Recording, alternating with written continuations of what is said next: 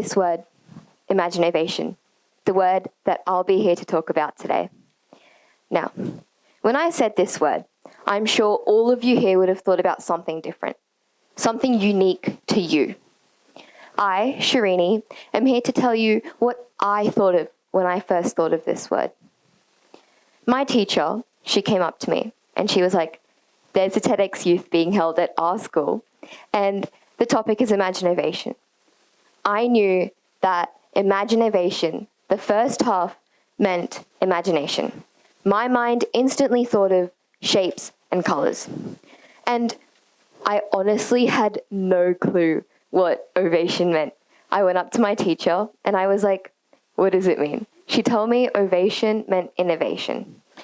I have no idea why, but I thought of Albert Einstein. I think it was because growing up, I've been told that Albert Einstein's achieved so many different things.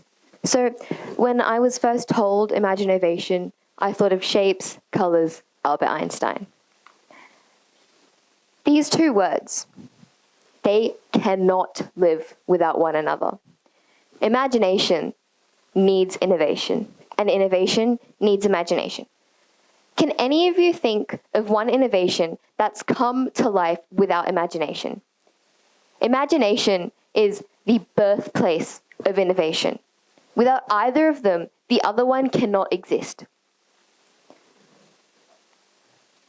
This book, Wonder.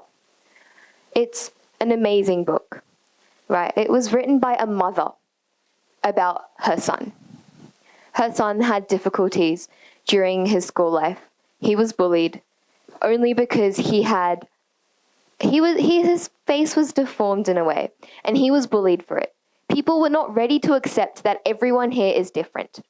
That mother, she needed a way to tell people, I want people to accept my son for who he is. She wrote a book. She wrote about the struggles of her son, and she also wrote about those two people who actually helped him through his life. What I'm trying to tell you with this is innovation isn't just about inventing something new. It's a different way to bring your imagination to life. That extra risk you take, that extra leap, that's the innovation. Imagination is when you think of it. It's when you form an idea of what you want to do. And innovation is when you bring it to life to show people what you're capable of. How many of you here all have hobbies? I'm pretty sure all of us have something unique to us. Something that we love to do, right? That's the same thing with this boy, Thomas Sorz. At the age of 12 in 2011, he invented something. Not only was he really proud of it, he wanted to show people what it was. Only at the age of 12, he realized he loved programming, but he had no option to show it to people. He wanted people to realize, I'm who I am. I have this unique talent that I can do this. So he went up to this person and said, I've created something and I want a base for it. I want people to realize what I've done. He talked in front of millions of people about his program, and he got the recognition he wanted, and he was proud of himself. Imagination and innovation has no age risk. It has no age gap to it. Anyone of any age can do it. When I was in 6th grade, a couple of years back, we had this activity we had to do using just newspaper and tape. It was a group activity. There were 30 or so groups doing it, and we were told to create a structure using just tape and newspaper, and the tallest structure at the end would get a prize. Our group was pretty happy at the start, and then as we went, we had some difficulties. So it was only for 1 hour, and we were already halfway through when we started to fail. We were all panicking. That's when we decided we'll sit down and we should brainstorm. As a group, we sat, we thought, we had multiple different ideas on how we could bring our thoughts to life. We didn't win at the end, no. But we came 9th place out of the 30 different people there, and we were pretty happy. What I'm trying to tell you is that when you imagine, you will fail. You will fail, 100%. You will fail at least twice. But that failure is what brings you back stronger. You will come back up stronger with better ideas, better ways to bring that imagination to life. Just because you fail once doesn't mean you should give up. If you give up, that imagination will stay an imagination. No one would know what it actually was. Failure is normal. Okay, so I'm pretty sure most of you know who the inventor of the light bulb is, right? Thomas Alva Edison. He invented the world's first light bulb. And trust me, he imagined and innovated.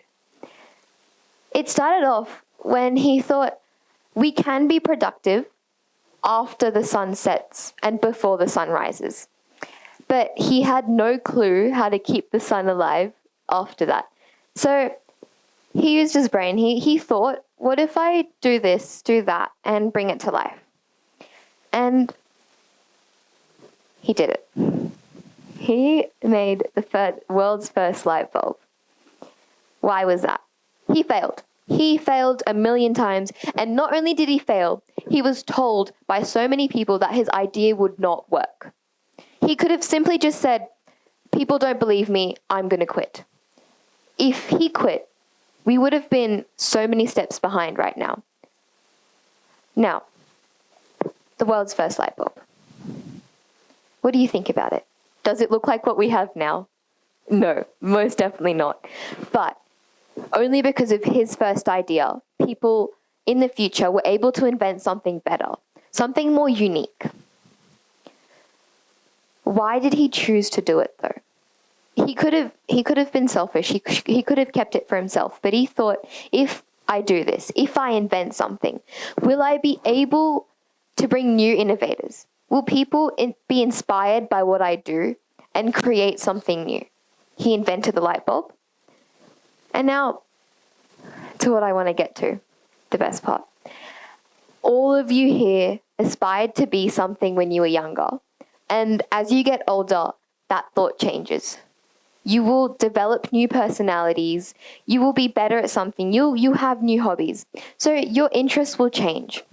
Just like that, when I was younger, one week I'd see a teacher and be like, I want to be a teacher. The next week I'd go to the doctor and I'd be like, that looks cool, let's be a doctor. But I stand before you today with a different thing I want to do. I want to become a psychologist. That has nothing to do with being a teacher. Trust me, nothing. Now, imagination and innovation isn't just about bringing something physical to life, something that you can touch, something that you can feel. It's not just that. Imaginovation also means bringing your thoughts to life. It can be anything. Now, your career, if you think of it and you achieve it, that itself is imaginovation. Because you think of it at the start and you bring it to life. Innovation, it is taking that extra leap, taking that extra risk and bringing things to life. Imagination and innovation, they're both an idea that go hand in hand, just like you and your best friend. Can you separate you and your best friend? I'm pretty sure it's impossible. Just like me, I have two friends. You see us everywhere. That's exactly imagination and innovation. If you see them separately, actually you won't. It's impossible. You need imagination for innovation, and you need innovation for imagination. Let me tell you, if you thought of something and didn't innovate something, would people know you imagined of something? No. Because, you know you imagined of something, but others won't. Others wouldn't think she thought of this. So, in order to have an innovation, you need imagination. And in order to have your imagination heard by everyone here, you need innovation. I'm standing here talking today. That itself is an innovation. If I had decided I don't want to do this, then my imagination would have stayed with me and maybe like 2 or 3 teachers, but that's it. How would everyone here know that I wanted to do this? Only because I stand here today, you know that I've done it because of the innovation, the extra risk I took. I'm nervous, let me tell you. Everyone here would be. But that courage you have to stand here and talk is what takes you to a better future. This couple of minutes I talk here, this attention that I have from you while I'm innovating is what's needed.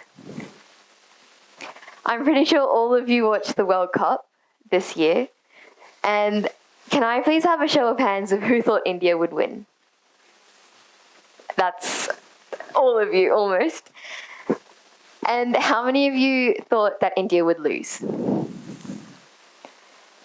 Okay. Now, I thought India would win as well, only because India had won all their previous games and Australia did struggle. That both the teams practiced really hard for the World Cup, but Australia ended up winning. Now, none of us had expected Australia to win, but why did they win? Because they imagined winning the World Cup after losing games during the league. Now, India lost. Why? Both of them trained really well, but Australia trained hard, and they won the World Cup. That doesn't mean I'm saying that, other teams don't deserve the cup. I'm saying people who lost, people who went down, come back up 100 times stronger than any of you would have expected.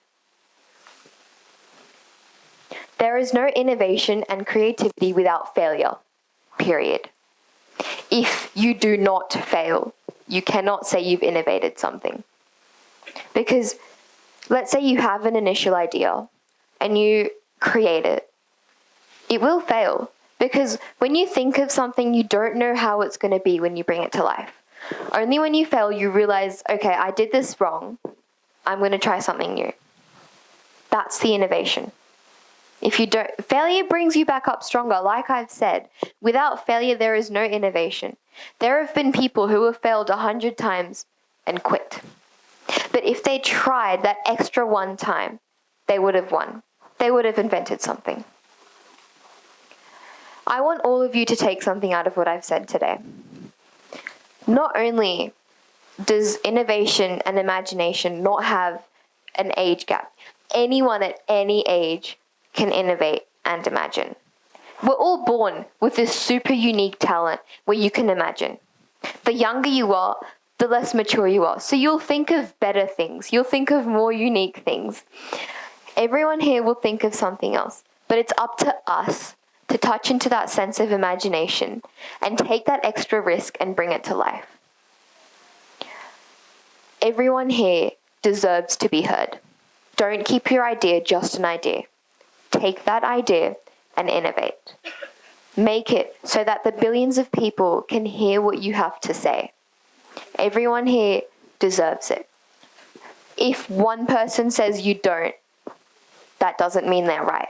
They're most probably just jealous of you because you've got such a big brain. So please, imagine and innovate. Thank you.